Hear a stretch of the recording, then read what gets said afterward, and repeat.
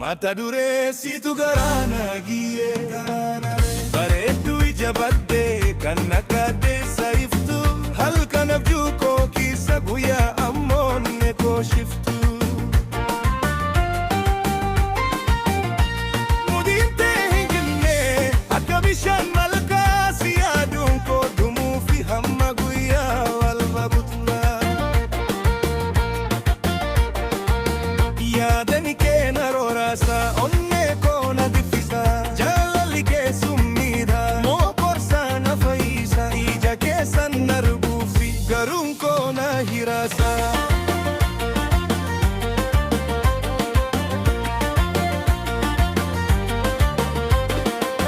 Urgooftu akka shittoo miidhagdu akka abaaboo si arguu fangara akka kulaatti uffata baaboo.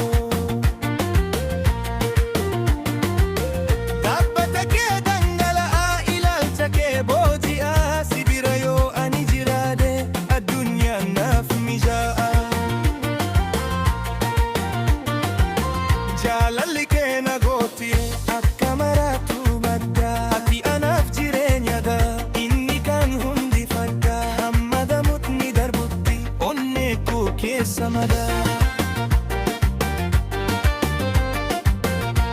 Kunoo walaloo biroo kan jaalalugaa faaruu miidhaginaa fi kophummaa jaalaleen malee jiru ibsu.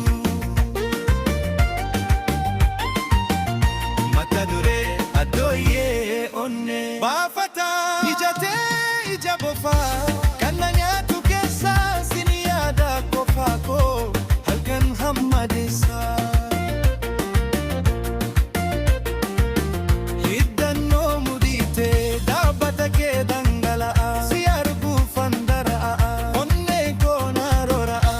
Ati naaf hin dhalanne moo lafatuu nu fageesse jaalalli kee summiidha onnee koo na kuffise. Yaadalli kee na qabateera akka aduu ganna dhufe. Urgooftu akka kashataa shittoo biraa hin barbaddu bareeddu ija kuula garaa namaa hin hammattu. Akka ifa addeessa halkan naaf ibsita gammachuu koo isa dhabame ati naaf ibsita.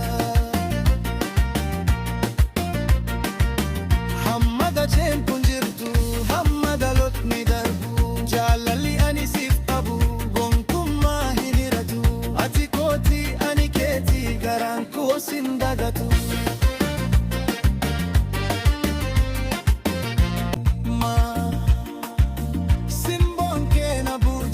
Yaadani kee na kuffise ilaalcha kee qulqullu onnee koo na jiise sagaleen kee kanani akka damma dhangala si arguufan dara'a garaan koo na rora'a.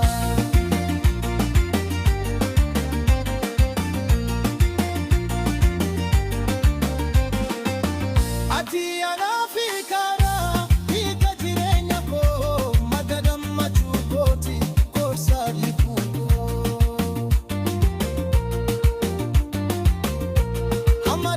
Kun jirtu ati naabbata koo. Urgooftu akka kashataa miidhagdu ija kuula jaalalli kee na guuteera akka namaa qabu muula.